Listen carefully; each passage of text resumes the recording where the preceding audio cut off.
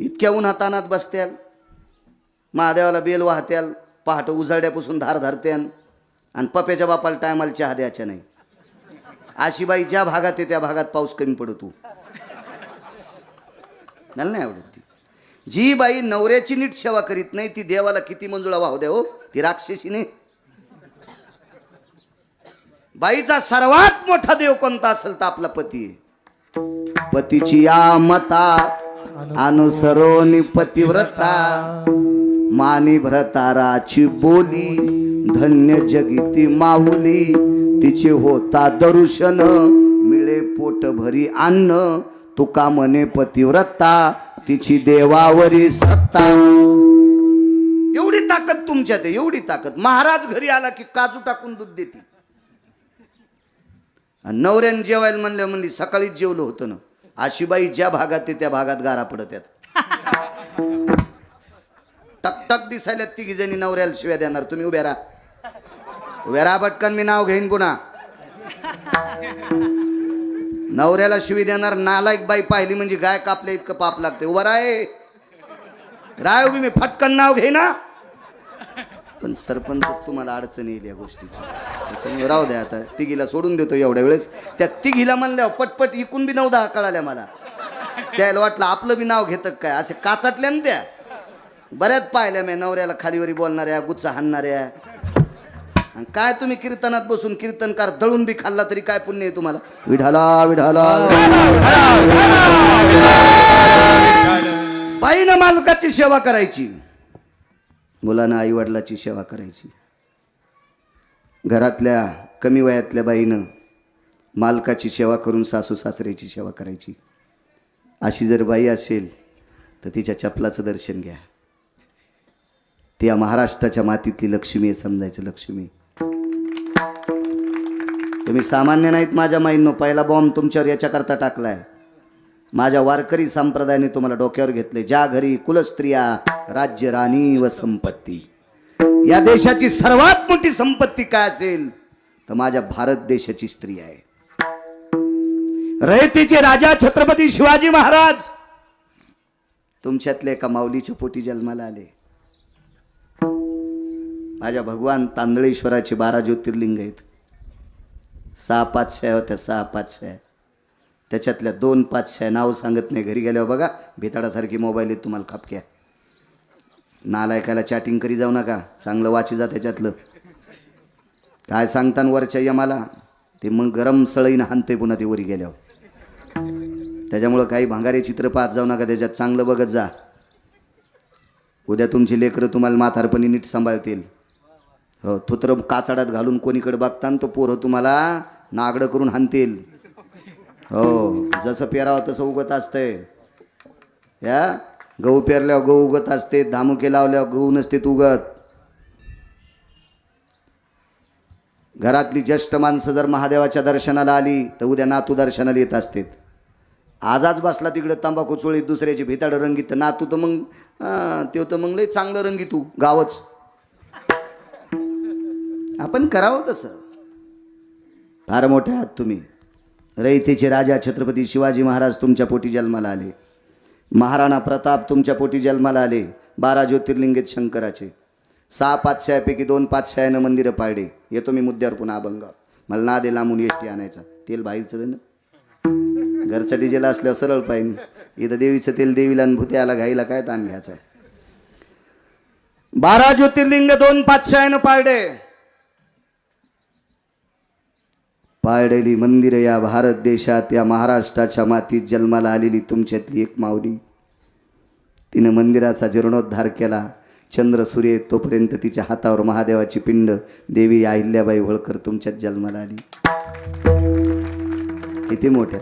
जगाला सावली देणारे शंकर, जगाला सावली देणारे शंकर, त्या शंकराला सावली द्यायचं काम देवी अहिल्याबाई होळकरांनी केलंय. तुमच्यातली माय माझ्या माई नव्हती. या महाराष्ट्राच्या, या भारत देशातली स्त्री आहे. भारत देशातली स्त्री आहे. काय व्याप्ती असेल कल्पना करा. इतक्या मोठ्या आहात तुम्ही. ज्ञानोबराय तुकोबरायांना जन्म तुम्ही दिलाय. इतक्या मोठ्या तुम्ही चुका करता कामा नये. हे म्हाताऱ्याला सांगतो, सून स्वयंपाक करीत असताना नातवाचा डबा भरी जा. सुंदर स्वयंपाक करायला नातवाचे सॉक्स द्या, त्याचे बुटं द्या, त्याचे बंद लावून द्या, त्याची पेन्सिल द्या, त्याचं दप्तर द्या. सून स्वयंपाक करायली ही तुळशी येडे घालायली. आणि मग म्हणती महाराज आमचा नातू लय खराब निघला, तू या अंगावर ट्रॅक्टर घालायला पाहिजे त्यानं. त्याची माय स्वयंपाक करत असताना तुला डबा भरून द्यायला काय हरकत आहे? नातवाला शाळेत पाठवायचं आणि मग 1 तासभर हरिपाठ वाचायचा म्हातारीनं. 1 घंटाभर तुळशीला येडे घालायचे. नातवाला सजून शाळेत पाठवणं हेच हरिपाठ आहे तुमचा, हेच तुमचं तुळशीला पाणी घालणं. पण तुम्ही नेमका हातचा हुकीतान गणिताचा टाळाच बसन करायली त्याची माय भरीन न तीच. अरे तुला पोरग झाल्यामुळं ती आली, तो पोरगत नसतं हो दिलं तर ती येत होती का? तुला तर आपले देव कमी पडल्यावर तू सैलानी बाबा पस्तूर गेलीस. पिराला बोकडे कापलेस पोरं होण्यासाठी, तवा दुसऱ्याची पोरगी तू हेत आली ना. जो संसारात नीट वागतो का त्याला परमार्थात येण्याचा अधिकार आहे. जो संसारात नीट वागत नाही का तो परमार्थात येण्याच्या लायकीचा नाही. आळंदीच्या मालकांचं वाक्य, ज्याची आहिकची धन नाही त्याचे परत्र पुस शिकाय. ज्याला मातुड्याच्या सडकावर नीट चालता येत नाही तो चिंतामणीच्या सडकावर काय नीट चालणार आहे? कुटुंबातल्या लोकांना संस्कार द्या माझ्या माईंनो. आपल्या भारत देशाचं स्वर्ग व्हायला वेळ लागणार नाही. कुटुंबातल्या लोकांना संस्कार द्या. मुलांना सांगतो लक्षात घ्या, महाराजाच्या पिशव्या वागितीत काही काही भडवे. एक भडवं माझ्यासोबत आलं, मला तुमची पिशवी वागितो. मला नंतर कळालं माईला बोलत नाही. म्हणलं गाडीतून खाली उतर, तू या पापानं मी गाडी उलतन. जो माय बापाला नीट बोलत नाही अशा नालायकाला कुठल्याच महाराजाने सोबत ठेवायचं नाही. त्या महाराजाला पाप लागेल. महाराजाच्या सोबत जर कोणी कॉन्टॅक्ट मध्ये असेल तर त्यानं एक विचारायचंय, माझ्या देखता आईला फोनवर बोल. आईला विचार जेवलीस का माय, बाबाला विचार बाबा जेवलात का. आणि इतकं जर आपल्या देखता जो माय बापाला विचारित नसेल तर त्या नालायकाला त्याची गाडी असली तरी आपण त्याच्या गाडीत बसायचं नाही. त्याच्या पापानं महाराज भ्रष्ट होईल. कारण पाप करणाऱ्याला सानिध्यात ठेवलं. दोघाशी पतन सारी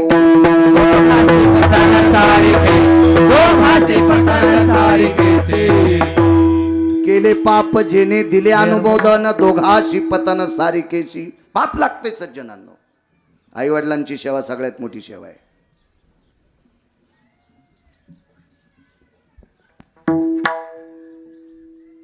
नालायक मारले, नालायक राजाला मदत करणारी होती. कोण नालायक राजा? ज्यानं परस्त्रीचं हरण केलं तो नालायक. 14 लोक पापी आहेत. 14 लोकायला चौकात मारा पाप लागत नाही, पुराण सांगते, कायदा पण सांगते. पण कायद्याचं काय झालं माहितीये का? आपलं झऱ्यात पाणी. हो, ज्याच्यावर गुन्हा झालाय ते मरत आहे आणि ज्यानं गुन्हा केलाय नाही फिरत नाही, ते मस्त पिंजऱ्यात काजू खातंय. हो, शेवटी शासन कजरत आहे. याची माती कुठे इथं करा, मग घरी घेऊन जा. न्यायशास्त्र केलं गौतमानी. त्याच्यातला हस्तिकविट्यन्य नावाचा एक न्याय, याच्यातला अर्धा न्याय जर आपल्या कायद्यात आला तर परस्त्रीवर अत्याचार करणाऱ्या हरामखोराला 3ऱ्या दिवसाचा सूर्य पाहता येत नाही. कायद्याची चौकट आहे, कायद्याची चौकट आहे. 3ऱ्या दिवसाचा सूर्य पाहता येत नाही. न्याय. 14 लोकांना कधी मारलं तरी पाप लागत नाही. त्याच्यापैकी एक रावण होता. पैशावाला किती होता सांगितलं? एकाही आमदारानं त्याच्या पुढे फॉर्म भरायचा नाही, कोण्याच मंत्र्यानं त्याच्या विरोधात फॉर्म भरायचा नाही. अहो पैशानं तर मोठा होताच. बायका 80,000 होत्या. कोणाला मतदान आणतील त्या? तुम्हाला का? 1 लाख पोरं, 1.25 लाख नातू. मग ज्याच्या बापानं 80,000 केल्या, पोराने कितक्याला केल्या असतील? सासरे 80,000 होते. सासा सांगता येतील का रावणाच्या? कोणी हातवरी करा बरं, रावणाला सासा किती होत्या? जावायनं 80,000 केले म्हणलं, सासऱ्याला 11 असतील.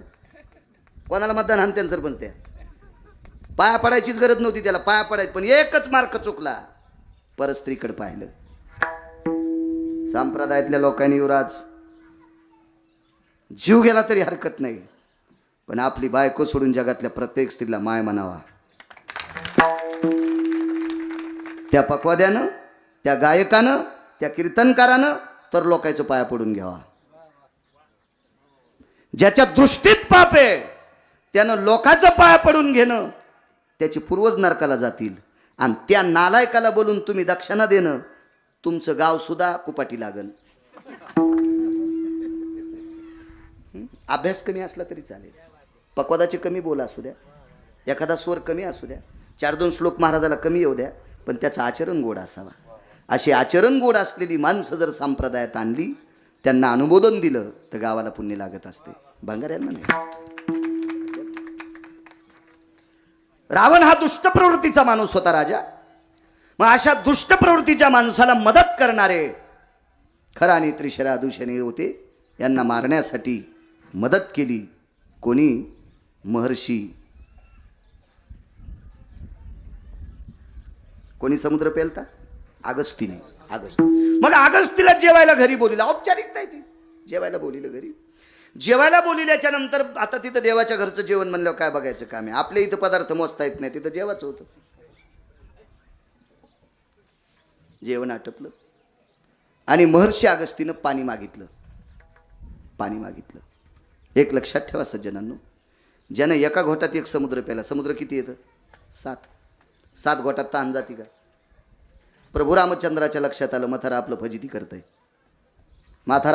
करतंय. प्रभू रामचंद्राने हात जोडेन सांगितलं, बाबाजी आता जेवण देतोय, पण पुढच्या अवतारात पाणी पाजतोय. नवल सांगायलो, आता जीव घालतोय आणि पुढच्या अवतारात पाणी पाजतोय. नवल क्रमांक 2. आपल्या शेखरबुवा आपल्या वेळेत जितके सांगताय तितके सांगण्याचा प्रयत्न करतो. दुःख एका गोष्टीचं वाटतं, हे उन्हात येतं. पुढच्या वर्षी बाहेर कीर्तन जर ठवाचं असेल, कोणाचं ठो, माझं घ्यावा असंही नाही.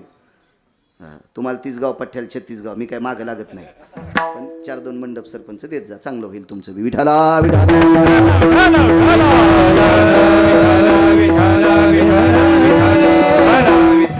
तुमचा सगळ्यांचा म्हणजे नाईलाज होता. मधात माणसं बसत नव्हती. मधात ते फुल झाले ना आता, काय त्याला मधात कीर्तन ठुलं तरी मधात बसत नव्हती आणि बाहेर ठुलं तरी बसत नव्हती. काय नाही, हे करणं गरजेचंच होतं.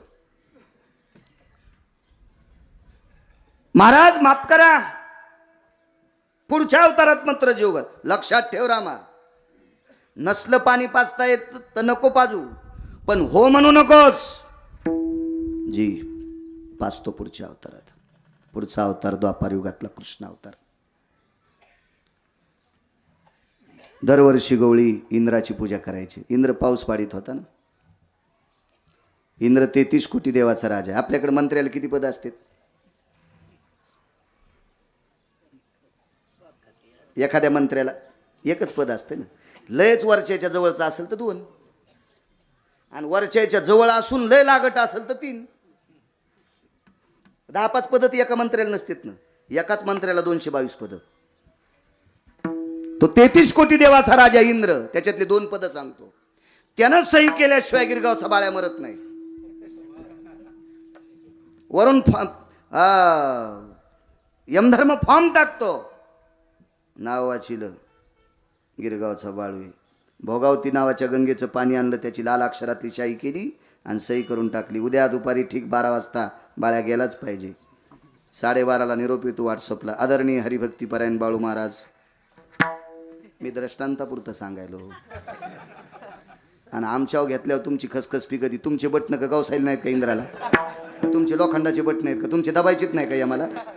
दुसऱ्यावर घेतली की खसखसच पिकती तुमची. असं हे काम इंद्राच्या हातात आहे. वरुणाने फॉर्म आणला,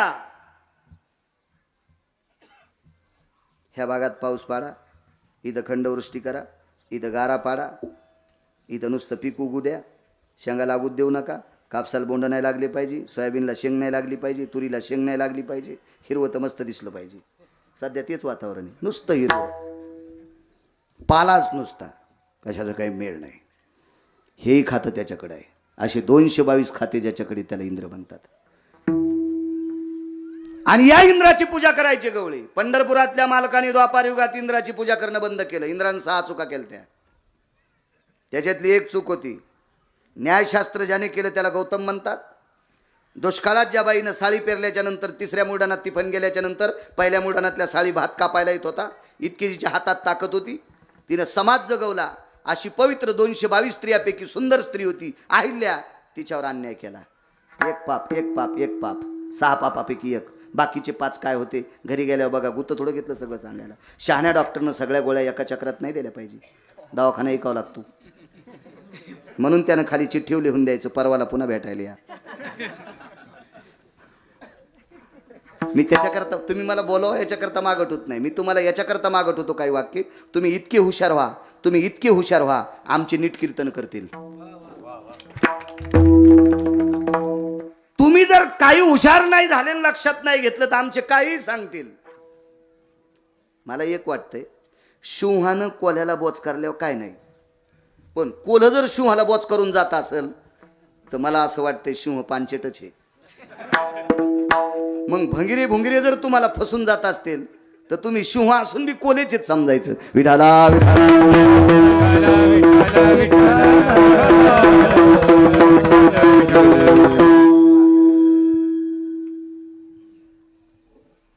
बंद केली इंद्राची पूजा, पूजा केली गोवर्धनाची, भूमीची पूजा सांगितली. का काळ्या माईची पूजा करायची त्याचं कारण सांगतो. एक लक्षात ठेवा सज्जनांनो, मला तुम्ही वरी बशिले ज्ञानोबाराय तुकोबारायचा सेवक आहे मी,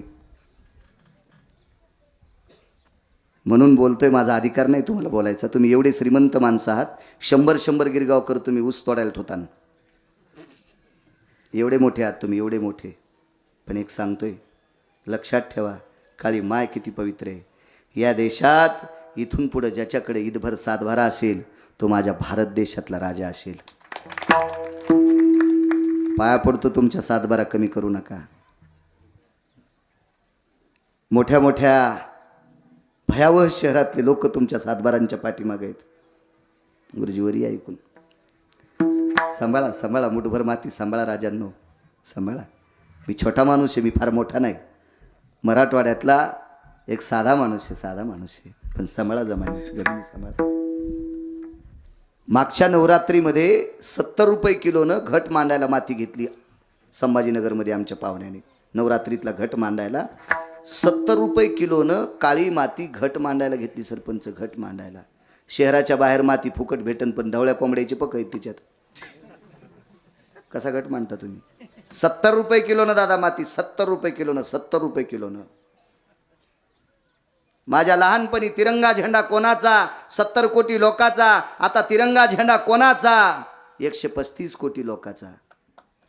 माझ्या लहानपणी जमीन भारताला किती होती? आता जमीन दुप्पट झाली? नाही नाही. तुमच्या लहानपणी गाव किती मोठं होतंय, आता कुठं गेले? किती वापलं सिमेंटाच्या डोंगरायनं, किती भूखंड कमी झालाय. लक्षात ठेवा सज्जनांनो, 5 क्विंटल सोनं असेल, 10 क्विंटल चांदी असेल तर चांदीच्या भाकरीन सोन्याचं पिठलं खाता येत नाही. याच काळ्या मातीतले मोती काढावं लागतील, याच काळ्या मातीतले, आणि त्याच मोत्यावर आपल्याला जगावं लागेल. तिचं पूजा करत जा, तिला माय म्हणत जा. विश्वातला प्रत्येक व्यक्ती त्या मोत्यावर जगतोय सज्जनांनो, लक्षात ठेवा. आणि त्या काळ्या माईची पूजा केली द्वापार युगात. शेतकऱ्यांना दाखवून दिलं, अरे मस्तरडेलीची पूजा काय करता?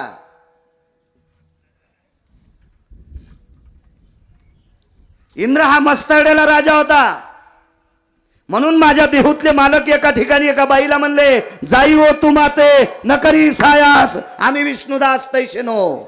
वरी नालायक लोक होते नालायक लोक होते नालायक. त्याच्यापैकी संध्याकाळी प्रकाश देणारा एकानं नालायकपणा केलता. ज्या महाराजाकडे शिकला त्या महाराजाची पत्नी हरण केली, चंद्र, म्हणून थोत्तर काळ झालंय, म्हणून थोत्तर काळ झालंय. अहो, आचरण भ्रष्ट लोकांना कुठंच किंमत नाही, कुठंच नाही. फक्त वेळ लागतोय, वेळ लागतोय, वेळ लागतोय. त्या वेळेनं बरोबर आपटत असतात. म्हणून कधी पण माणसाची भूमिका रेल्वेच्या मुंडक्यासारखी असावी. ती रस्ता सोडित नाही. भारीची गाडी आहे पण कट हाणायला, हे मेलन 7-8 मारले. प्रांजळ असलं पाहिजे माणसाचं. पण असो, भूमातेची पूजा केली. त्याच्या सहचरांनी सांगितलं, यावर्षी गवळ्यांनी आपली पूजा केली नाही, गोकुळातले गवळी. त्यांनी गोवर्धनाची पूजा केली. इंद्राला राग आला. प्रमाथी नावाचा वरुण पाठीला, वरुण 7 आहेत, वाची जा, ओ वाची जा, पाच जा, आपलं पाच जा. मराठी भाषेचं ओरिजिनल नाव सांगता येईल काय? तर मराठी भाषेचं ओरिजिनल नाव काय? कुठं राहता तुम्ही महाराष्ट्रात? कधीपासून सप्ताह चालू आहे तुमचा?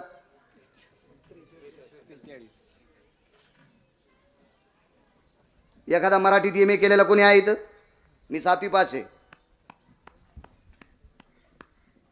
मराठी भाषेचं ओरिजिनल नाव आहे देवनागरी. विठाला विठाला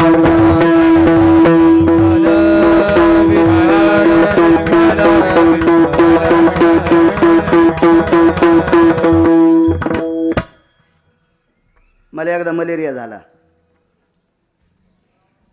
असं डॉक्टर म्हणले. मला काय कळणार आहे? तोंडाला चव नव्हती, अंगाच्या वरून ताप येऊ लागली. ताप वरूनच येत असते ना, आतली काय कळणार आहे? अंगाच्या वरूनच ना. त्याने एक पिन घेतली ना, असं बोटाला टोचल्याबरोबर रक्त काढलं, काचाला ते रक्त लावलं, मशीनमध्ये घातलं. ते म्हणले मलेरिया झाला, 24 गोळ्या 6 इंजेक्शन घ्यावं लागते. म्हणलं साहेब पैसे रुपये नाही. चिखलाव पाऊस पडला. म्हणजे आम्हाला लोक संध्याकाळी पाकिटं देतात आणि डॉक्टर म्हणला तुमच्याकडून घ्यायचं नाही. चिखलावत पडा ना पाऊस, गरज नव्हती तिथंच. बाकीच्या पैसे सोडी तू डॉक्टर. मला म्हणले नाही गरज नाही. म्हणलं ठीक आहे काय हरकत नाही, द्या इंजेक्शन. 2च दिले, दुखले नाही. म्हणलं 6 द्या, रिॲक्शन येऊन मरताना. आज 2, उद्या 2, परवा 2. म्हणलं साहेब इंजेक्शन दुखलत नाही. नाही म्हणले आपला हातच असा नरम आहे. आपल्या जिल्ह्यात माझ्यासारखा नरम हाताचा डॉक्टरच नाही. आपल्या हाताने इंजेक्शन दुखतच नाही. हॉस्पिटलच्या बाहेर गेल्यावर कळालं दुखलं कसं काय नाही, कष्टातच टोचलं. अंगात टोचलत नाही ना, धोत्राच्या कष्टातच आणलं ना, कसं दुखन? असा डॉक्टर असल्यावर गुण येत असतो का? इथून सुरुवात आहे आपली. देवनागरी भाषात माहित नाही. विठाला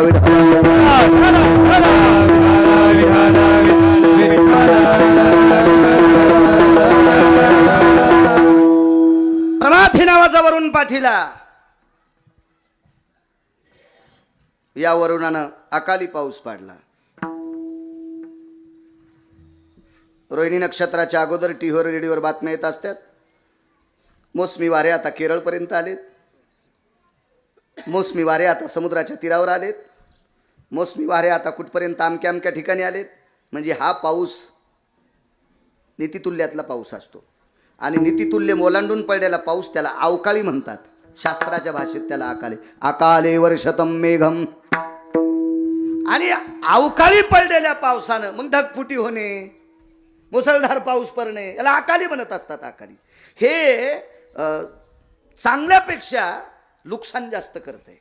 ज्वाऱ्या लवंडवणं, गहू लवंडवणं, गव्हाच्या वंब्या पाडणं, कांद्याची नासाडी करणं. सगळी पात इथं कांदे लावले होते असं कळतच नाही. सगळ्या गारगुंडानं पात सरी चुरा करून टाकली. तहसीलदार म्हणले इथे कांदेच नव्हते. मी म्हणलं साहेब जरसं बोटानं उकरानं खाली असतो कांदा, वरी नसतो. तुम्हाला तहसीलदार परीक्षेत पास कोणी केले मला त्याला दाखवा, त्याला असा आणतो. अरे गारानं कांदे, आता कांद्याची पात नाजूक असते ती. सगळ्या गारगुंडानं सगळी चुरा झाली ना ती. म्हणलं साहेब जरशे बोट भरू द्या, कारण यात मातीतले गहू खाता तुम्ही, भरू द्या तुमचे बोट थोडे भरू द्या. मग आम्हाला 47,000 रुपये निधी आलता. मग द्याला तितकं बोललं नसतं तर 27 रुपये बी देत नव्हता तहसीलदार. कसं जायचं तिथं? म्हणलं साहेब सॉक्स आणि बूट काढून जावं लागेल, नाही तर बूट मधात गुतला तर निघणार नाही. गाडीत ठेवा बूट, चला तिथपर्यंत. आम्ही कसे चालत होत, चला ना तसे. आले तिथं, मग जमलं ते. तुम्हाला एक सांगू का? क्षेत्र कुठलंही असू द्या, परोपकार करण्याचं शिका. 1 कोटी पंढरपूरच्या वाऱ्या केल्याचं पुण्य तुम्हाला प्राप्त होईल. मी नाही म्हणित तुम्हाला टाळं वाजवा, मी नाही म्हणित आमच्या पोराचा पकवाद ऐका, मी नाही म्हणणार या गुरुजी लोकांचं भजन ऐका. शिक्षक जर असेल त्यानं इमानदारीने विद्यार्थ्यांना शिकवायचं. एकदाही पंढरपूरला नाही गेला, एकदाही जरी काशीला नाही गेला तर 1 कोटी काशीच्या आणि पंढरपूरच्या वाऱ्या केल्याचं पुण्य प्राप्त होते. राजकारणातला इथं कोणी बसलेला असेल, एखाद्या गल्लीत पाणी नसेल, एखाद्या गावाला पाणी नसेल, एखादा बोर घे, ते पाणी त्या बोरला पाणी गोड लागावा, त्याची पाईपलाईन करावा, गावाला पाणी गोड भेटावा. गावाला पाणी जर व्यवस्थित गोड पाजित असेल तर 1000 सप्ते केल्याचं पुण्य त्या राजकारण्याला प्राप्त होते. 1000 सप्ते केल्याचं पुण्य प्राप्त होते. कोण म्हणतंय तुम्हाला नुसती टाळच वाजवा? 1.5 एकर जमीन एका माणसाला, काबाड कष्ट केले, एका टायमाने उपाशी राहिलं, घरचं काम संपल्या, लोकांच्या हमाल्या केल्या, 25 एकर जमीन घेतली, पोट्ट एकटंच.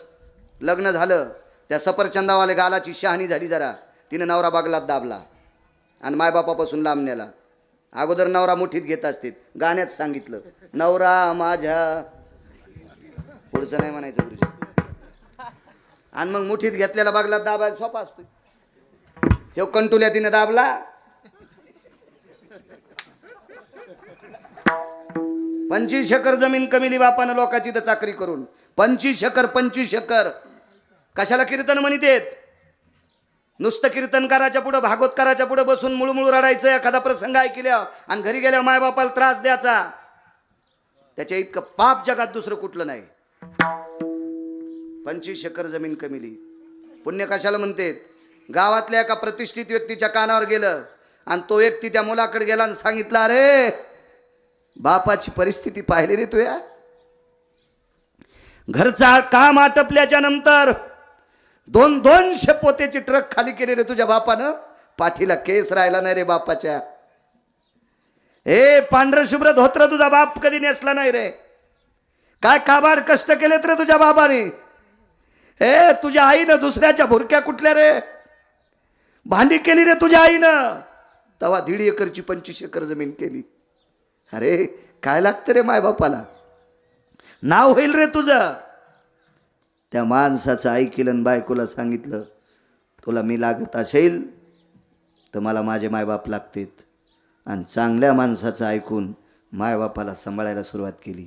ज्यानं ह्या पोराला समजून सांगितलं का, त्यानं 1 कोटी सप्ती केल्याचं पुण्य त्याला प्राप्त होते.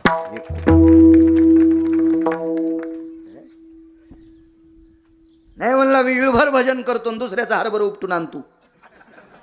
गेलं ना हरभऱ्यातच भजन सगळं. काय करायचं तू भजन करून? दुसऱ्याचा हरभर उपटायला, ऊस दुसऱ्याची मोडायला, मका दुसऱ्याची कापायला. चांगलं वागण्यासारखा परमार्थ जगात दुसरा कुठला नाही. चला, इंद्राने अवकाळी पाऊस पाडला. इथपर्यंत आलतो ना. नवल सांगायलो, नवल शेखर बुवा 12 वाजल्यावर सांगा. न काम म्हशीच्या वघारावानी हे रोटीला लागल्यावर दूध सोडून देत आहे. एवढे असू नका. वघाराचं कीर्तन ऐकणारे कोण?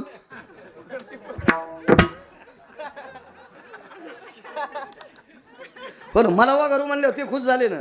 मग वघाराचं कीर्तन ऐकणारे विडाला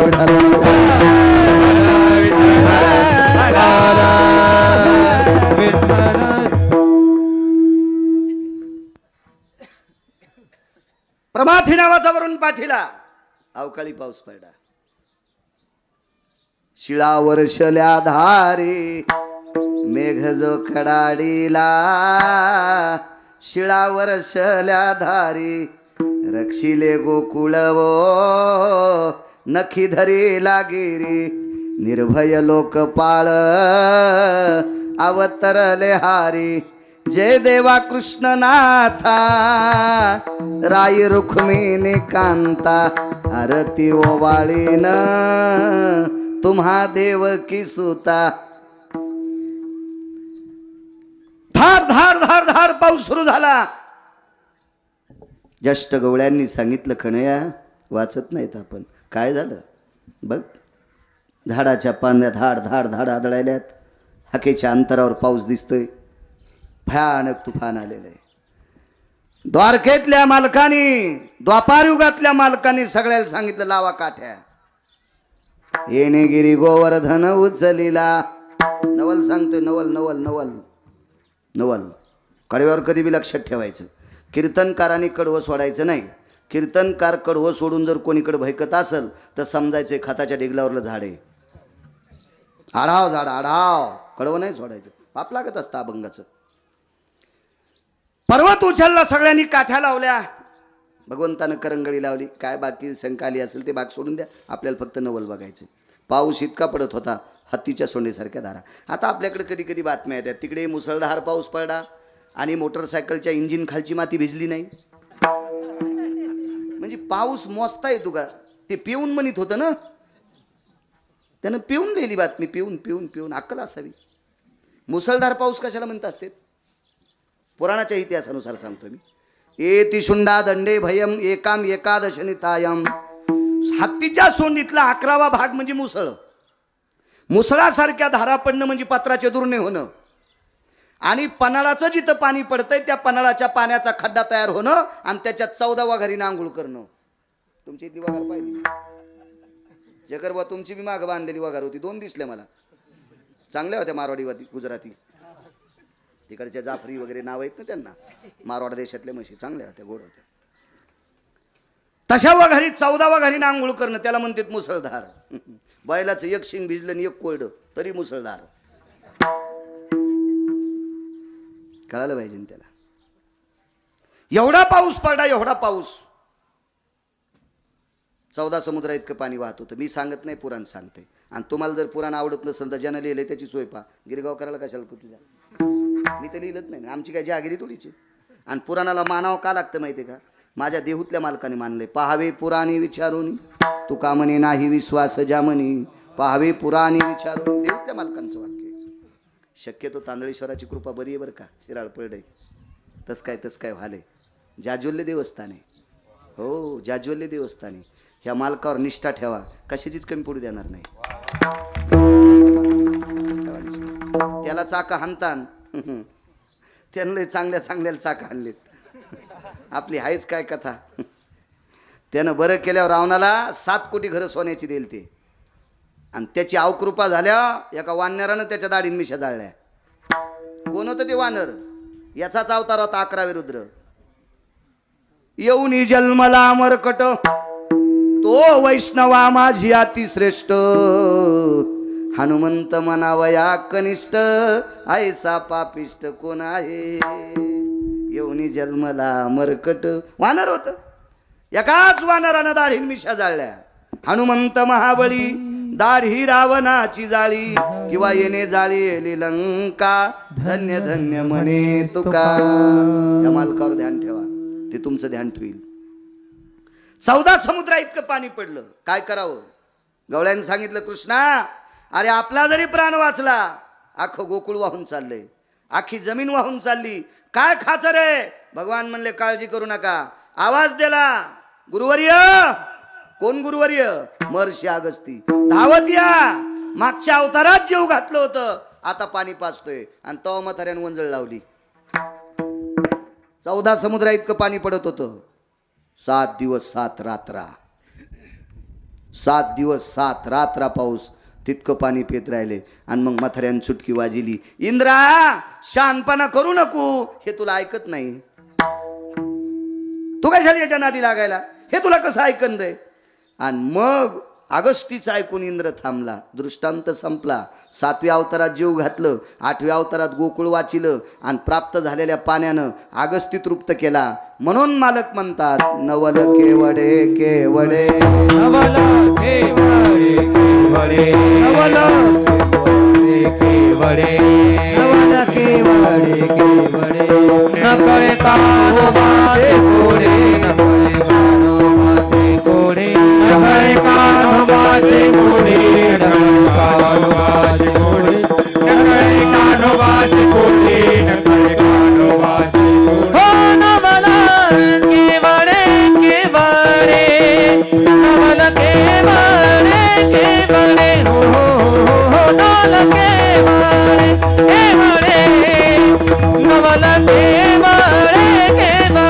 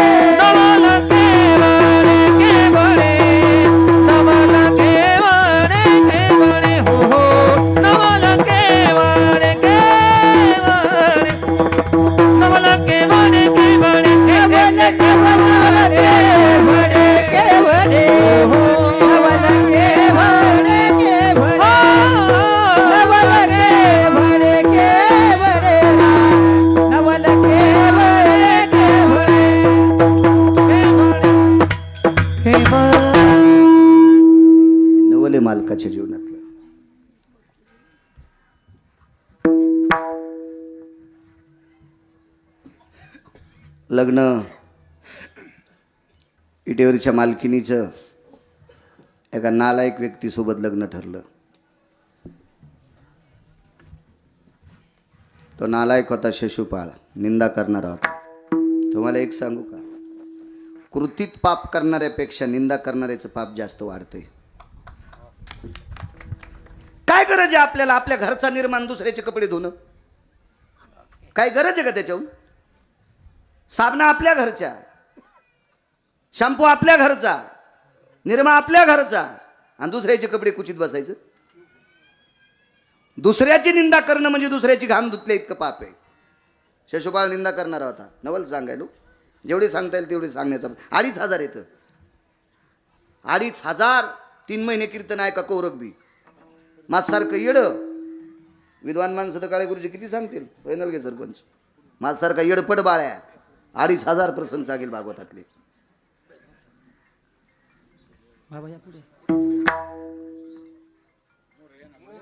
महाराज पुढे पुढे या या पुढे या या या.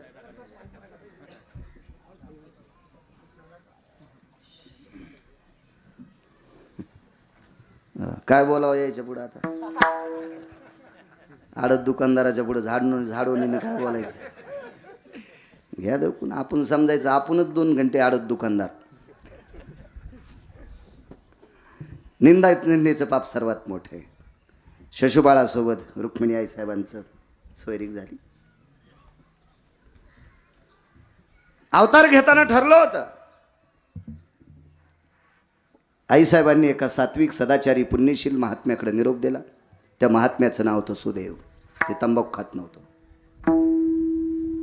ते बिडीवडीत नव्हतं, ते गुटखा खात नव्हतं.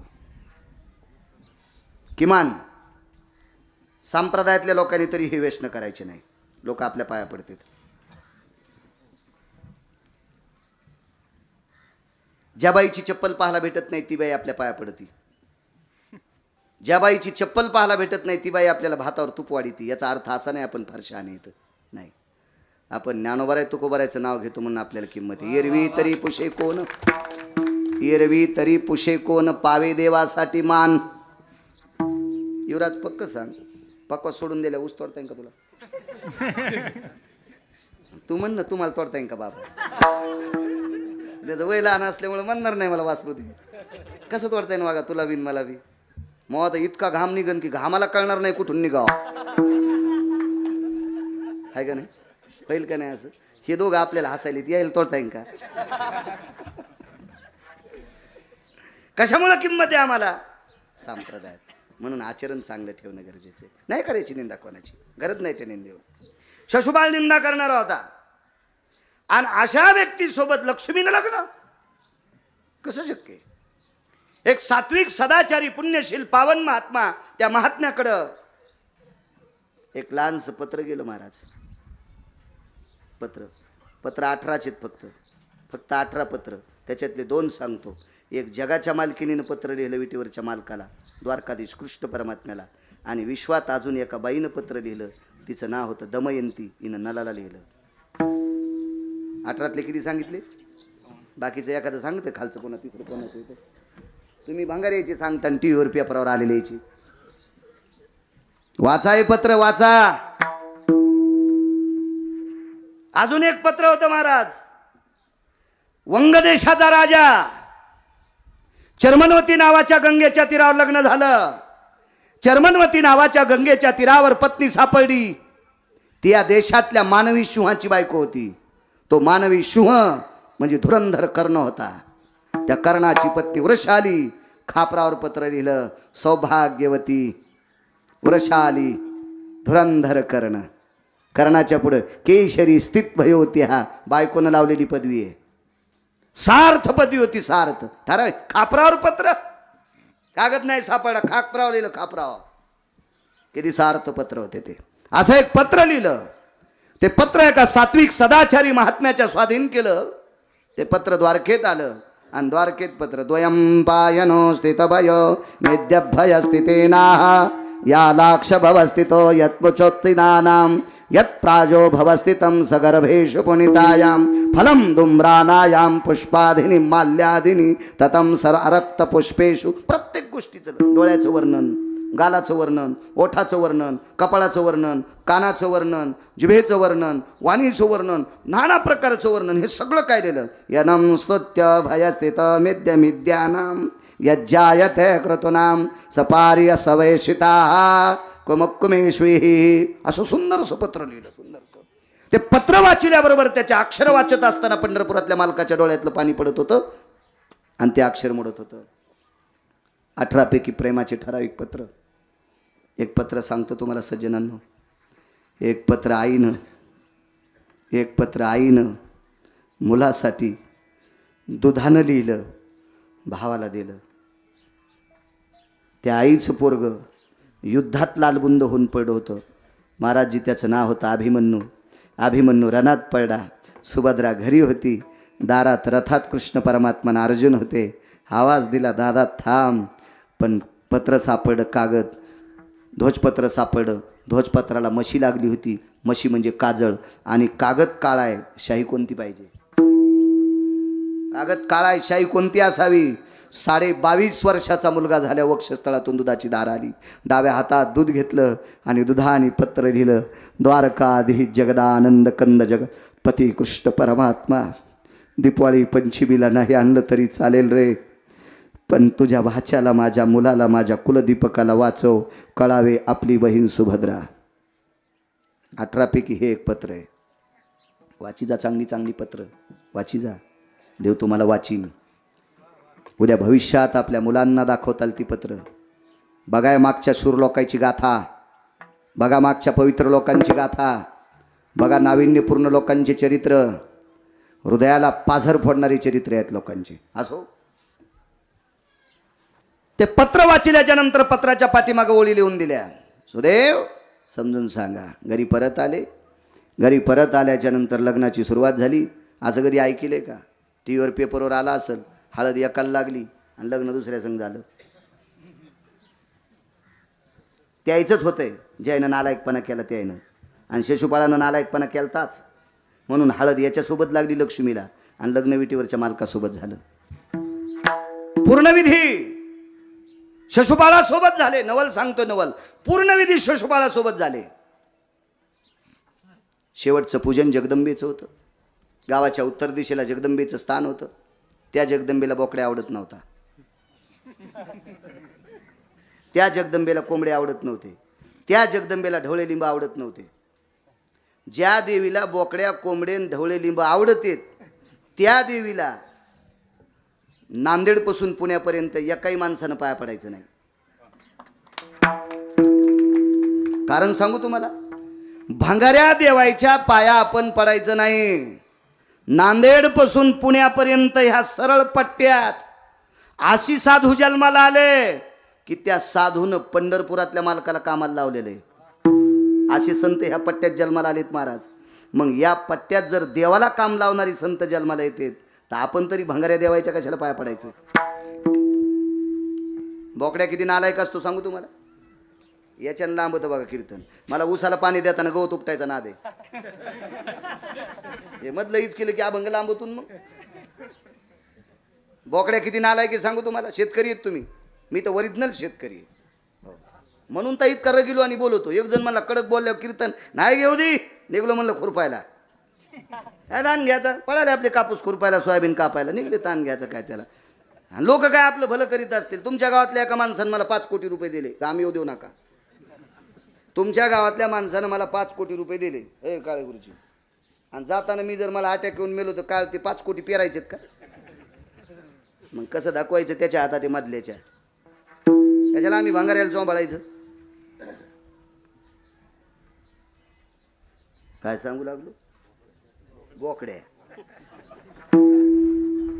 शेळीला 2 पिलं झाली. शेळीच म्हणते तर तुमच्याकडे शेळी. बोकड्याला बोकड्यात. आणि शेळीला जर मादी झाली तर तिला काय म्हणते? पाठ. वा, सारखंच तुमचं ना आमचं, काय फरक नाही, एकच आहे. मग एका शेळीला सकाळी 9 वाजता 2 पिलं झाली. एक बोकड्या झाला आणि एक पाठ झाली. त्याची कोण झाली ती? महाराज बहीण. हा बोकड्या कोण आहे तिचा? सक्का भाऊ, वाक्य नीट ऐका. आजच्या दिवसभराचा सूर्य आणि आजचा चंद्र पाहिला, उद्याच्या दिवसभराचा सूर्य आणि उद्याचा चंद्र पाहिला, आणि परवाच्या दिवसचा सूर्य पाहिला की बोकड्याला बहिणीचं अंतर कळत नाही. तिसऱ्या दिवशीचा सूर्य अगा तेजो भास्कराय कांती शिव बसता भय व्याप्तीशी जायते त्रिमात्रेन सलग्नेन भगिनी भयस्तु कामहा नैवम गिरगावकर लिखितम.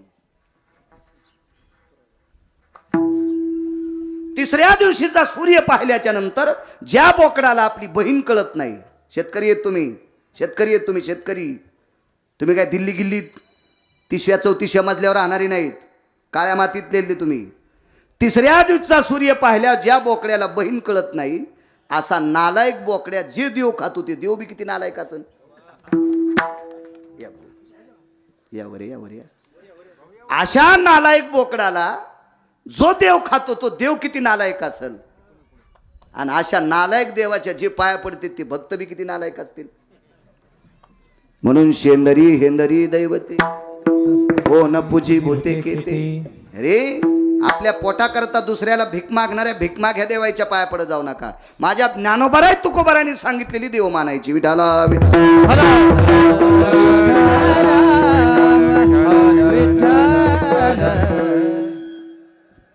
सांगतोय लग्नाचं शेवटचं. किती वाजले शेखर दादा? 11:15. अरे बापरे, काहून घडीवर काय दाबलं काय तुम्ही? काटे पळणत पटकन. कीर्तनाला दम नाही महाराज, भागवतायला दम नाही, आणि एका बाईला गुण नाही. अहो ह्या शेपुड्यासारखेच वागायल्यात. कारण सांगू तुम्हाला, ज्ञानोबाराय तुकोबारांनी उपास कोणते सांगितलेत? एकादशी, सोमवार आणि ह्या मालकाचा प्रदोष. 3 उपासाच्या व्यतिरिक्त उपास सांगणार मला पुराण सांगा, मी त्याच्या चपला डोक्यावर घेऊन फिरतो. चपला डोक्यावर घेऊन फिरतो. नवरात्रा झाल्या भाऊ, दसरा झाला की आपल्या बायका जास्त ॲडमिट होत्यात. हेमोग्लोबिन कमी झालं, आमकं कमी झालं, तमकं कमी झालं. परवाला आमची पाहुणी होती, लग्न झाल्यावर 47 दिवस झाले. 47व्या दिवसाच्या नंतर लक्षात आलं गर्भाशयाची पिशवी काढावी लागती. काय करायचं सांगा ना. डॉक्टरला विचारलं, कारण उपासाचं कारण आहे. हे सगळं उपासाचं कारण आहे. माझ्या माईंनो पाया पडतोय, फक्त 3च उपास धरायचे, ते पण माझ्या ज्ञानोबाराय तुकोबारायांनी सांगितलेले आहेत. एकादशी, सोमवार, बनलं तर प्रदोष, नाही तर फक्त 2च. ह्या 3 व्यतिरिक्त उपास शास्त्राने पुराणानं वेदानं सांगितले नाही, आमच्या भंगाऱ्यांनी तयार केलेत. आमच्या भंगाऱ्यांनी. भाऊ एक वाक्य सांगतो, फक्त उत्तर द्या. गणपती आणि महादेव कोण? बाप लेकर. चतुर्थी कोणाचा उपवास? सोमवार कोणाचा उपवास? महादेवाचा. बाकीचे उत्तर द्या. आता बापाच्या तोंडात हाणल्यावर ज्या पोराला आनंद वाटतो ते पोरग असतं का?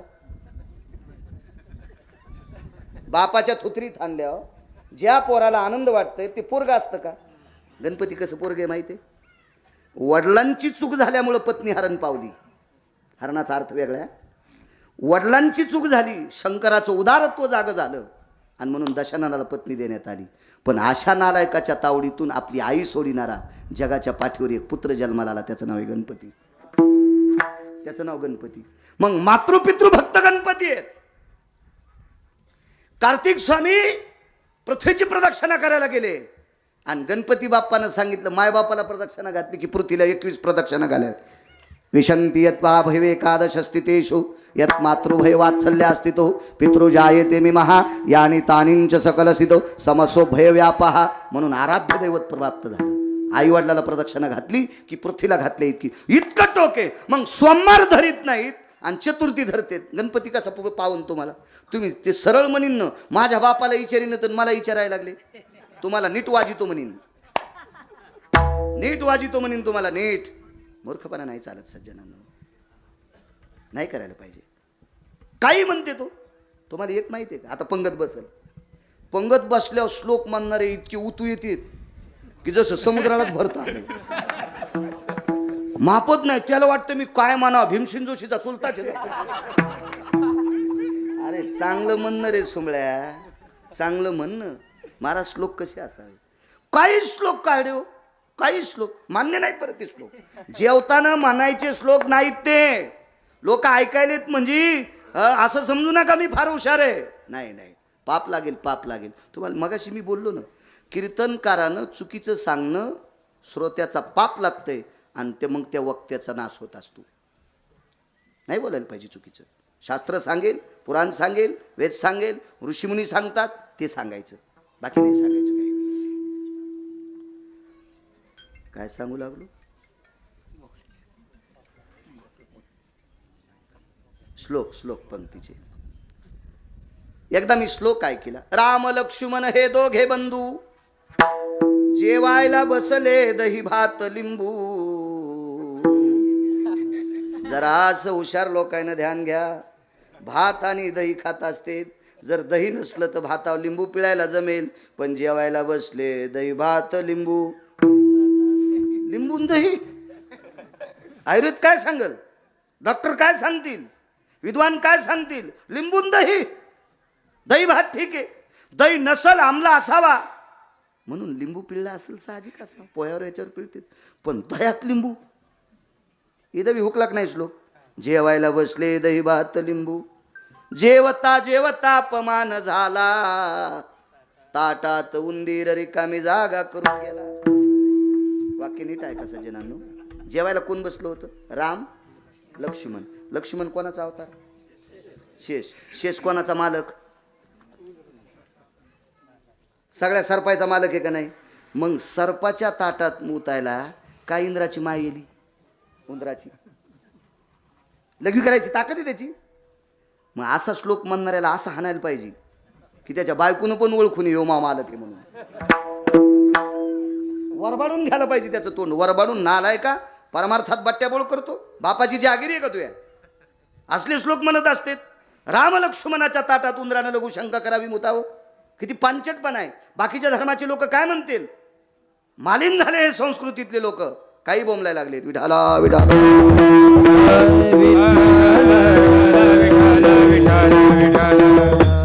आई जगदंबेच्या मंदिराजवळ आले. तू आदी माया जगदंबा भवानी कुलस्वामिनी अंबा.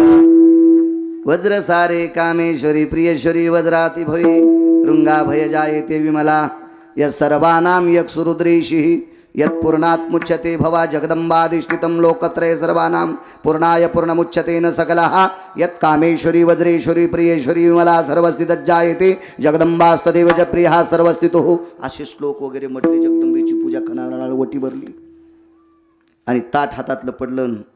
साधूनं सांगितलं, आईसाहेब खरा मालक बाहेर उभा आहे. रथात बसले आईसाहेब आणि आकाश मार्गाने रथ गेला. भोजकट नावाचं नगर निर्माण केलं. तिथं रुक्म्या राहिला. मोठा भाऊ होता रुक्मिणी आईसाहेबांचा. राजाचा ज्येष्ठ पुत्र. 5 पुत्र होते, त्याच्यापैकी ज्येष्ठ पुत्र होता. पुढे गेल्याच्या नंतर लग्नाची तयारी केली. यक्ष किन्नर गंधर्व चारण विद्याधर लोकपाळ दिग्पाळ चारू हास परमांस सगळं लग्नाला नवल सांगायला. उदाहरण क्रमांक 3 ना, तिसरं नवल आहे ना. सर्व लोक लग्नाला आमंत्रित केले. प्रभू रामचंद्र आमच्या द्वारकाधीश कृष्ण परमात्म्याच्या लग्नाला 4 लोक होती. विद्वान 4 लोक होती. देवाच्या 16,108 लग्नाला एकाच लग्नाला 1 गैरहजर होते. बाकी सगळ्या लग्नाला 4 लोक होते. तर भगवंताचे मंगलाष्टक इतके गोड म्हटले म्हणून ती परंपरा पडली असे मंगलाष्टक म्हणायची. आता मंगलाष्टक म्हणणारे सुद्धा बोकाळले. ताई ग बाई ग म्हणजे नवरी जाताना रडणं ह्यो मंगलाष्टक म्हणताना रडायला. शास्त्र म्हणेल ते सांडावे, ते राज्य ही तृण मानावे. पाप लागतं सज्जनांनो. मंगलाष्टक म्हणजे आशीर्वाद येतं.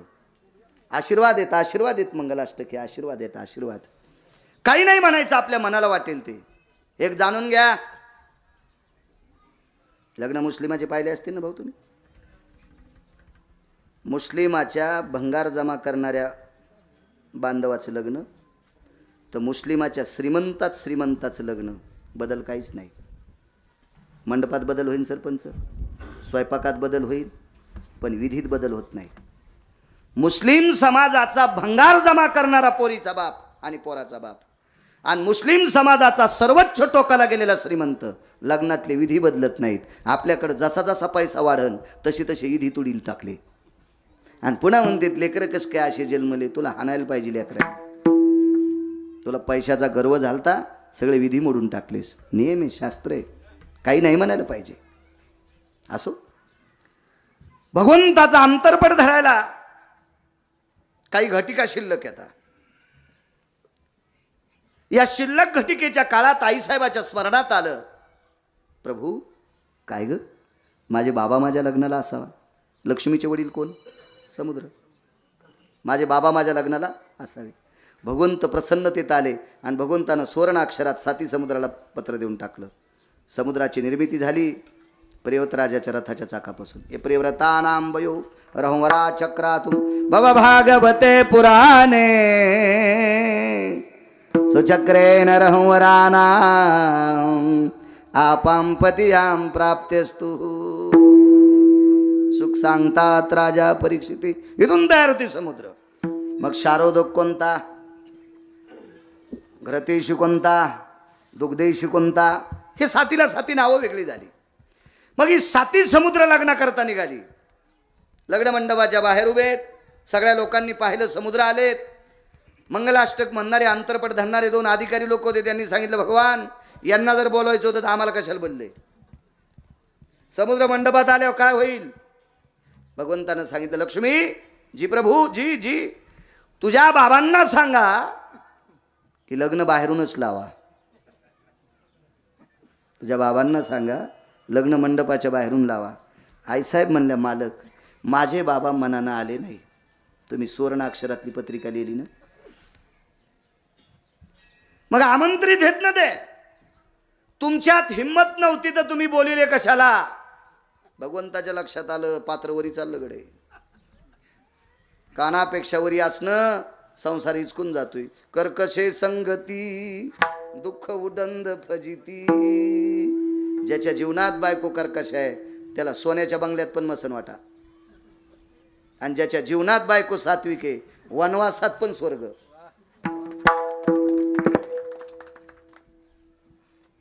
आमच्याकडे एक महाराज दृष्टांत सांगायचे, भाऊ आयंदळ घोडीशे पायंदळ भला, आयंदळ घोडीशे पायंदळ भला, आणि अवकुशळ बायकोशी रिकामी जागा भला. खाली येऊन वाक्य सांगू. घोडीला लगाम लावायचं विसरलं, लावला तर पण काटेरी लावला नाही. लगामाचे 2 प्रकार आहेत. लय तांगडा असेल तर काटेरी लावायचा, हटातून रक्त निघावं, आणि जरा गरीब असेल तर साधा लावायचा बुनक्याचा. पण बुनक्याचा लावला आणि जरा दाढ होती, टाच आणली घोडी अशी चांगली पल्ल्यावर आली, पण घोडीने विचार केला याची मजा दाखवायची. घोडी लोंबकळलेल्या बोरी खालून गेली. बोर कळती ना बोरीचं झाड, अशा लोंबकळलेल्या बोरी खालून गेली. वरी वाचणाऱ्याचं काय झालं असेल? इदन्नम मानना पुढं हे रक्तांबर भयस्थित होती जा येते हनुमंतराय नमहा. मारुतीत झालं असेल त्याचं तोंड, सगळं तोंडातून रक्त. अशा घोडीवर कशाला बसायचं? त्याच्यापेक्षा पायी पायी गेलेलं बरं ना. भगवंताने विचार केला, कान उंच झालेत.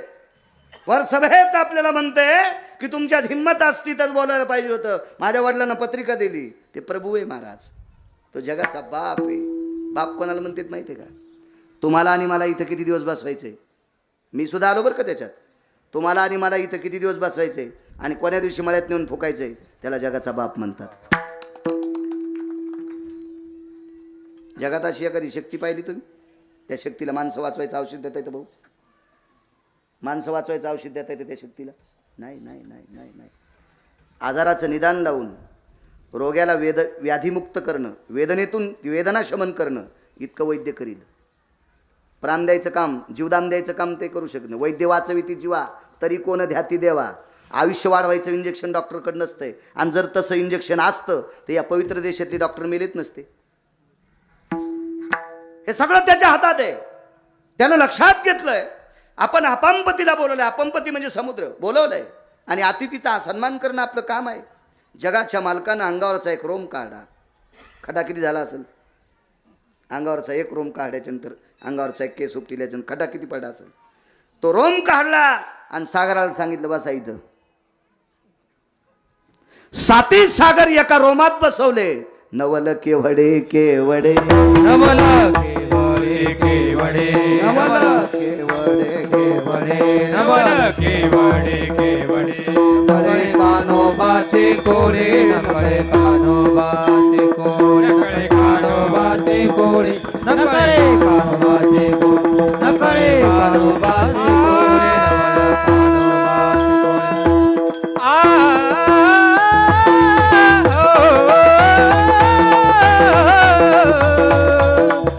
नवल केवडे केवडे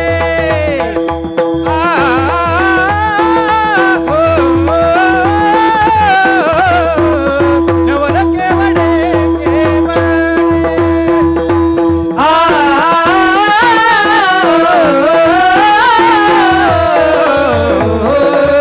नवल केवडे केवडे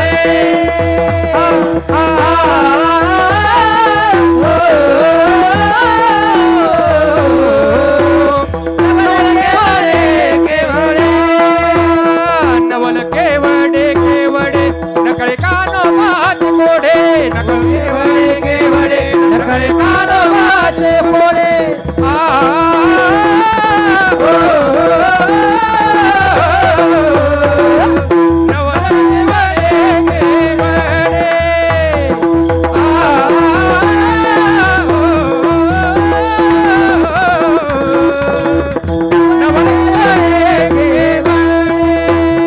नवल केवडे केवडे नवल केवडे केवडे नकळे कान्होबाचे कोडे नवल केवडे केवडे नकळे कान्होबाचे कोडे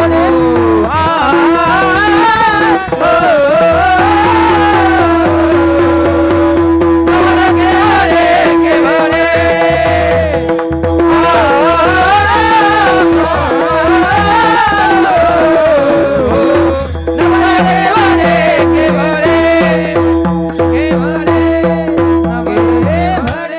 एक पुरावा सांगतो आणि 5 मिनिटात काल्याचं चरित्र. शेखरबुवा महाराज आहेत, सध्या पोलीस नाही, ते ध्यानात ठेवा. कोणाचा दट्टाच मोगाई कानात म्हणून कमी करू नका, कमी करू नका. वागव काम भावे.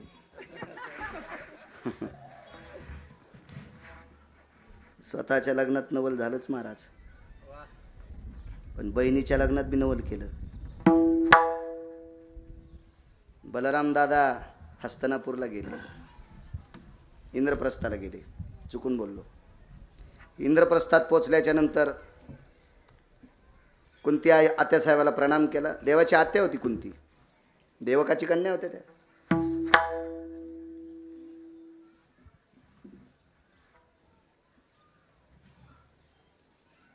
आत्याबाई, काय दादा, सुभद्रा ताईचं लग्न आहे, तुझ्या 5 पोरापैकी कोणाला देऊ? ती म्हणली एक घरी नाही, एकही घरी नाही. दादानी मनस्वी विचार केला आणि दादाने विचार केला, आपल्या आत्याचे पोरं राजा नाहीत, हस्तिनापूरचे राजे धृतराष्ट्राचे कार्टे आहेत. दादाने कार्टे म्हणले, मी म्हणलो मिरगी लेंजरचा दुर्योधनाचा पाहुणा आहे तुमच्या गावात नाही ना, मग काय ताण नाही. असलात मग गाडी फोडायचा. काय काय लय कोणाचा पुळका येतो ना. दादाने विचार केला आणि गांधारीला आत्याची जाऊ कोण? आत्याच. आत्याबाई, बरं वाटलं गांधारीला. बलराम आलात? होय. काय काम आहे? काही नाही आत्या, आमच्या सुभद्रा ताईचं लग्न करायचंय आणि मी सोयरिकीनिमित्त पाणी ग्रहण करण्यासाठी आलेला आहे. मला असं वाटतंय दुर्योधन नावाचे सुपुत्र आहेत आपले, ज्येष्ठ पुत्र, त्यांना आमची बहीण देऊन टाकतो. ते तर हळकुंड हातातच घेऊन बसलो होतं. देवाची बहीण भेटायली नो, देवाची बहीण. झाली सोयरीक, झाली सुपारी फोडली, पत्रिका लिहायला, इकडची पत्रिका तिकडं, तिकडची पत्रिका इकडं देत असते. ती पद्धत असते पूर्वीच्या काळात. ती पत्रिका घेतली, पूर्ण तयारी दादानं नियोजन केलं. मंडप कोणाचा लावायचा, आचारी कोण लावायचा, त्याच्यात काय काय पदार्थ जेवायला करायचे, हे सगळी तयारी. तिथी काढली. द्वारकेत आल्याच्या नंतर दादाने विचारलं, कृष्णा हे पत्रिका वाटायचं काम तुझ्याकडं. भगवान म्हणले, दादा पण सोयरीक झाली ना, कोणासोबत? सुभद्रा ताईची सोयरीक दुर्योधनासोबत झाली. एकांतात गेले भगवान, रडू लागले. कारण सांगू तुम्हाला, दुर्योधनाच्या बापाने मागच्या 14व्या जन्मात केलेल्या पापामुळे त्याला जन्म अंधाचा प्राप्त झाला. मागच्या 14व्या जन्मातलं पाप. आणि मागच्या 14व्या जन्मात एका सर्पिणीनं शाप दिलता. पर्वताला आग लावल्यामुळे कितीतरी वनराई जळाली, कितीतरी पशुपक्षी जळाले, कितीतरी जनावराचा चारा जळलास. या अग्नीने मी आंधळी झाले, म्हणून तू एका जन्मात तू आंधळा होशील. आणि माझे जशी 100 मुलं हे आयुस्तवानी जळून मेले, असेच तुझे 100 मुलं तुझ्या देखता मरतील. त्याच्यात एक दुर्योधन होता. त्याच्यात एक दुर्योधन होता. कर्म कोणाच्या बापाला चुकत नाही. उजेडात करा, अंधारात करा, कुठेही करा, कर्म चुकत नाही. अहो कर्म पंढरपुरातल्या मालकाचं चुकलं. 14 वर्ष 27 दिवस बिना चपलाचं फिरावं लागलं. चपला घालायला पाय कोण हलद्याचेत, बुट घालायला पाय कोण हलद्याचेत, हे ज्याच्या हातात आहे त्याला 14 वर्ष 27 दिवस बिना चपलाचं फिरावं लागलं. कर्मे श्रीराम वनवासा गेला. कर्म चुकलंय त्याचं, कर्म चुकलंय, कर्म चुकलंय. 7व्या अवतारात एका बाईचं पोरग मारलं.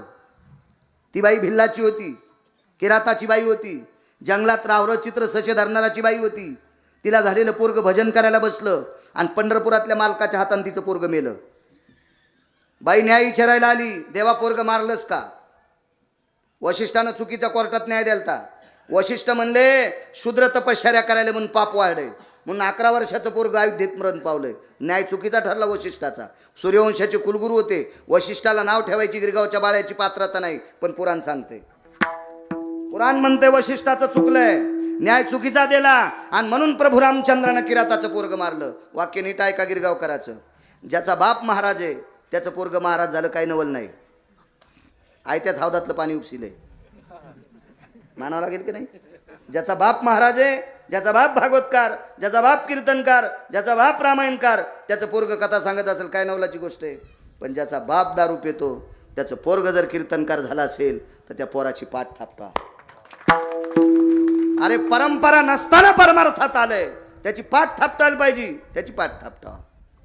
बाईनं सांगितलं, देवा अरे विश्वाची लेकरं आहेत, आम्ही लावरस तो शिष्य सशे धरणाऱ्याच्या कुळात जन्माला आलो, हे आमचा दोष आहे का? तू आम्हाला त्या कुळात का जन्माला घातलं? एक वाक्य ऐका महाभारतातलं, भागवतातलं, कानाच्या कीर्तनातला प्रसंग येतो, पण अभंगाला विसंगती होती तरी पण सांगतोय. कालिया नावाचा सर्प कालिया डोहामध्ये विष टाकत होता. ते विषारी पाणी पेलं की वासरं मरत होते. मेलेली वासरं मधात तरंगले की कालिया खात होता. मग पंढरपुरातल्या मालकानं कालिया मारायचं ठरवलं. कालियाच्या पत्न्या शरण आल्या, पण कालिया रगील होता. महासर्प होता कालिया. कालियाच्या डोक्यावर प्रभू नाचत होते, तोंडातून रक्त पडत होतं. बायका म्हणले, अहो ऐका ना, तोंडातून रक्त आले तरी तुम्ही ऐकत, हे चिपक लय रगील काय काय कालियन. सगळ्या जमिनी फुकुस्तर बायकोच ऐकत नाहीत. इतके काय काय कालिय नमरी येत ना आपल्यात का कालिया नाहीत का? बापा बापा लय बायका सांगत यात, पोरगी लग्नाला आली मालक, बाब्या कॉलेजला आहे, आपल्या ट्युशनला पैसे लागायलेत, मी लोकांची तर मजुरी करते मालक, जरा हिशोबात वागा. पण कशाची लय काली आगाव आहेत काय काय, ऐकतच नाहीत तिचं. आणि सगळं वाजल्यावर म्हणते तू म्हणत होती ते खरंच होती. ते म्हणलं आता काय, आता फुकलोय आपलं सगळं ना, आता काय ऐकून पाहिलंय, लय एडपट. बरं काही काही कालियाच्या बायका बी लय शहाण्या, काय काय त्या काय हिशोबात असतात का काय काय. आमची इथलं कधीच पित नव्हतं, शुक्रवारी मंठ्याच्या बाजारावर पिऊन आलं. मंठ्याचा बाजार आहे आम्हाला शुक्रवारचा. मंठ्याच्या बाजारावर पिऊन आलं. बायकोला आनंद वाटावा का दुःख वाटावं? दुःख वाटावं. ती आमची इथं भज्याचं पीठ मागायला आली. माया महाराज घरीच येत का? म्हणलं हो ना, आज कसं काय घरी? आणि म्हणलं कीर्तन नसल्यावर कापुशाचायला जाऊ का? बयान तुम्ही घरीच येत का? म्हणलं हो घरीच आहे. महाराजीन म्हणलं ती कुठं जाईल? घरीच आहे. माया महाराजीन भज्याचं पीठ द्या. बायका पीठ मागायला आल्या असं खुपसून देत नाहीत, असं उधळून देतात. आणि त्यातली त्यात महाराजाची बायको ती येडी आहे का अशी असं कसडी द्यायला? ही जनावर अख्खा महाराष्ट्र खालाय. तुम्ही इतकं मायावर घेतले, हसले तुम्ही. तुकाराम महाराजाचे चुलते आहेत का? तुमचे चेहरे पाहिल्या पाहिल्या कळत आहे तुम्ही किती बांध कोरीतात. हा आमच्यावर घेतल्या असे घोडेत दामटीता तुम्ही मस्त. असं पीठ दिलं. देठाच्या मिरच्या आहेत का, म्हणजे हिरव्या मिरच्या, त्या 2-4 दिल्या. ते म्हणलं जीजी कशाला? बापा महाराज काय सांगायचं, पुतण्याच होतो मी तिचा. अरे काय सांगू बाळू तुला बापा, हे कधीच पित नाहीत आणि आज पिऊन आलेत. मी म्हणलं त्याच्या तोंडाची चव गेली असेल, जरशी मिरची भजी देते. अरे मी म्हणलं जीजी हे खाल्ला कडीपट्टी इकीन ना, नेमकं पाईपलाईनचं ढेलं इकीन ना, याला कशाला भजे दे आली? याला भजेत दी पण घासल्या टाकली ती, म्हणजे यानं पुन्हा पिऊन. काही काही कालिया खराब तर काही काहीच्या कालियाच्या बायका येडपट. हो तुफानच घर सारिलं. तुपानच घर सारिले का बाईनं. कालियाच्या पत्नीने सांगितलं मालक तो देव आहे. शुभच ग म्हणे. कालियाच्या पत्नी देवाला विनंती करतात, या बाईहून सांगायलो कर्मावून, देवा आमच्यामुळं माफ करा. अरे तुमच्यामुळं माफ करा पण त्याची रगिली पहा ना. बाई म्हणली अहो तुम्ही रगिली. ए शांत बस. भगवंताला कालिया म्हणला मला रगील कस काय म्हणलास. आरो तुरच म्हणला मला रगील कस काय म्हणलास. भगवान म्हणले रगील नाही नालायकीच. मला नालायक म्हणलाच कसा काय. भगवान कालियाच्या बायकाला म्हणले बघा किती रगिले किती आरोतुर बोले. आपल्या प्रश्नाचं उत्तर द्या बायकाला आमठवा. शान होतं ते शान होतं. कालिया देवाला म्हणला देवा मला नालायक रगील मूर्ख हरामखोर कशा करता म्हणलात. भगवान म्हणले तू विष टाकतो या कालियाच्या डोहात, या डोहात यमुनेच्या डोहात आणि त्याच्यापासून वासरं मरते. लक्षात घे देवा. देवा मला सर्पाच्या योनीत कोणी जन्माला घातलं. भगवान म्हणले मी. सर्पाला दात कोणी दिले. भगवान म्हणले मी. सापाच्या दातात विष कोण टाकलं. भगवान म्हणले मी. किती हुशार कालिया. तेरा तुझको अर्पण, तेरा तुझको अर्पण, क्या लागे मेरा. ओम जय जगदीश रे. कालिया म्हणलाय सगळं तन मन धन सब कुछ है तेरा. तेरा तुझको अर्पण, क्या लागे मेरा. हे देवा तू सगळं दिलंस ना, तुला तुला अर्पण. तेव्हा सांगितलं जाय रे जाय समुद्रात आता ताण नाही. मग किराताच्या कुळात जन्माला नाही तिचा काय दोष होता. पंढरपुरातल्या मालकानं तिचं पोरग मारलं. परिणाम सांगू भाऊ. या बाईचं पोरग 7व्या अवतारात मारलं. त्या बाईला देवाला मारता नाही आलं पण तिची आणि लेकराची ताटातूट केली. हे 7व्या अवतारातलं कर्जाचं गठुडं, कर्माचं गठुडं, पापाचं गठुडं पंढरपुरातल्या मालकाच्या डोक्यावर होतं. म्हणून पुढच्या अवतारात जन्म झाल्याबरोबर 11 वर्ष 53 दिवस मायबाप पाहायला भेटले नाही. जन्म इकडे झाला आणि यशोदेच्या घरचं दूध प्यावं लागलं. सज्जनांनो चुका केल्यावर देवाला चुकत नाही. देवाला तर आपल्याला तर यम असा रस्त्यानं हानी विठाला विठाला. कर्म चुकलं होतं 14व्या जन्मातलं. 100ला 100 कार्टे मारणार. देवाच्या डोळ्याला पाणी आलं. 100 मेल्यावर हा दुर्योधन मारणार आणि आपल्या बहिणीला बुक्का लागणार. म्हणून दुर्योधनासोबत लग्न नकोय. शंकरबुवा शेवटचा पुरावा. भगवंतानं पत्रिका समुद्रात टाकून दिली. रथ घेतला. पांडव पुष्करला सापडले. पुष्कर नावाचं तीर्थ जिथं ब्रह्मदेवाचं मंदिर आहे तिथं पांडव सापडले. आणि भगवंतानं अर्जुनाला व्यथा सांगितली. अर्जुना दादानी दुर्योधनासोबत सुभद्रेची सोयरीक केली. अर्जुन म्हणले देवा मला माहीतच होतं तुम्ही द्वारकेतले माणसं असे खडगुळ आहेतच. भगवान म्हणले अरे आम्ही खडगुळपणा काय. अहो तुमच्या मोठ्या दादानं सोयरीक केली ना आणि तुम्ही मला आता आले. मला कशी करता येईल. मा सक्का चुलत भाऊ आहे तो.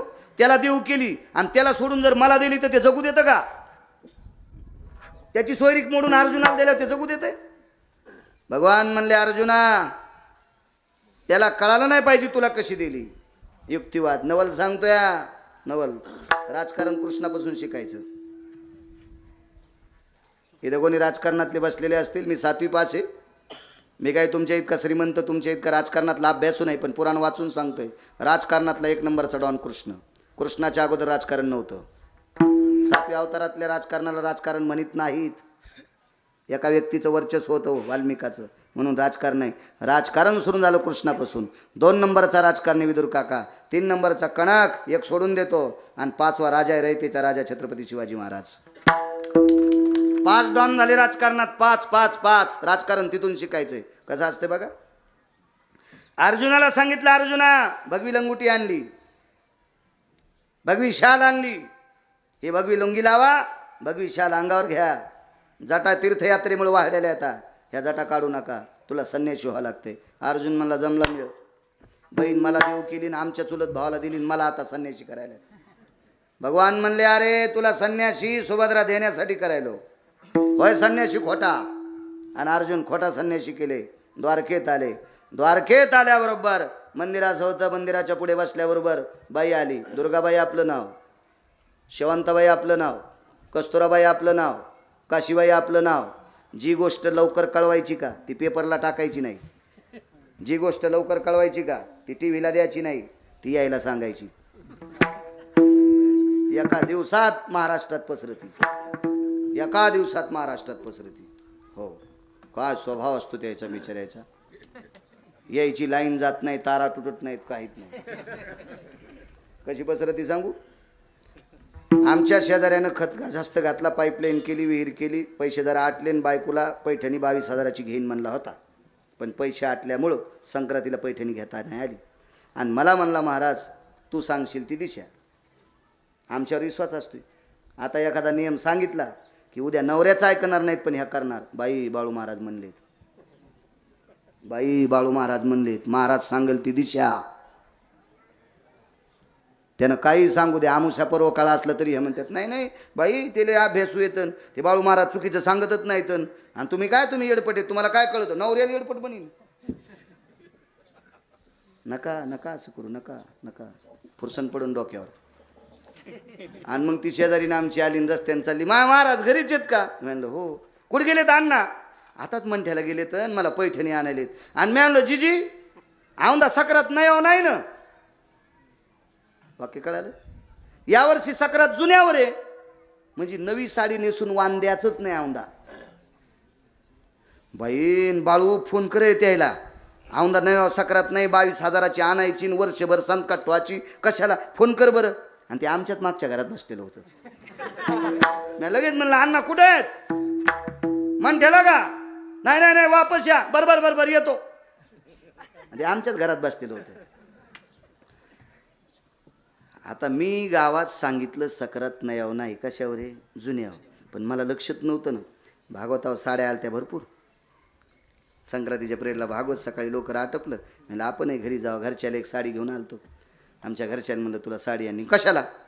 आणि मी म्हणलं साडी नेसून वाण द्यावं लागेल ना. आणि कशाला जेव्हा नेसते तेव्हा नाही आणली ना आज. मी म्हणलं काय आपल्याला सुतं गीतं घे का, काय नाही पण औंदा जुन्यावर सकरात आहे ना.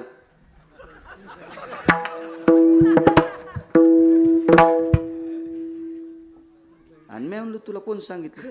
तुम्ही चीच केलं. 5 गावात जुन्याच साड्यावर वाण दिलं, अख्ख्या सर्कलमध्ये आमच्या. मी म्हणलो काय पेपर भारी आहे बाबा. ह्या पेपरला नाव कोणतं द्यावं तेच कळलं ना बाबा. कोणता पेपर आहे, कोणता पेपर आहे. हो काय सांगते बाबा. 4 भाऊ एक जागी राहत होते, असे जीवानं राहत होते महाराज. एकत्रित कुटुंब होतं. एक शेती करायचं, एक व्यापार करायचं, एक शेतीतल्या सगळ्या व्यापाराचं नियोजन करायचं. एकाचं काम असं दुसरं, प्रत्येकाला असे कामं वाटून दिलेली. पण जो कारभारी होता का ते कारभारी बाजाराला गेला आणि ऊस घेऊन आला. खाचे ऊस, नरम नरम ऊस खाचे. 4 ऊस खांद्यावर असा ॲटो रिक्षातून उतरला. शाळा सुटली. शाळा सुटल्यावर चौघायचे लेकरं निघाले. दादा ऊस द्या ऊस द्या म्हणल्यावर कटाकटा कटाकटा काढत पोराला बुडाकून द्याला, दुसऱ्या पोराला राहिलेला द्याला, आणि सगळ्यात लहानाच्या पोराला शेंड्याकून द्याला. हे शेजारीनं पाहिलं आणि शेजारीनं पाहून त्याच्या माईला सांगते बघ न कारभाऱ्यानं तुझ्या लेकराला वाड्याकून ऊस द्याला. पायनं वपत का मंजुळा काय तो हनावरा. लाईन आली की उसात, लाईन आली की उसात. त्याच्यातून रानडुकरात काय फरक आहे बाई. कहा रानातच असतो ना मंजुळा. त्याला का काही बाजार माहिती आहे का, त्याला काय आष्टी माहिती आहे का, त्याला श्रीगोंदा माहिती आहे का, त्याला दौंड माहिती आहे का. त्यानं पुन्हा पाहिलं बाई. गेलंच जर आष्टीला श्रीगोंद्याला तर खताड उचलायला जातं बाई. काय दुर्गा काय तो या नवऱ्याचे हाल बाईन. पुढं लेकराला सुद्धा वाड्याकून ऊस द्याला.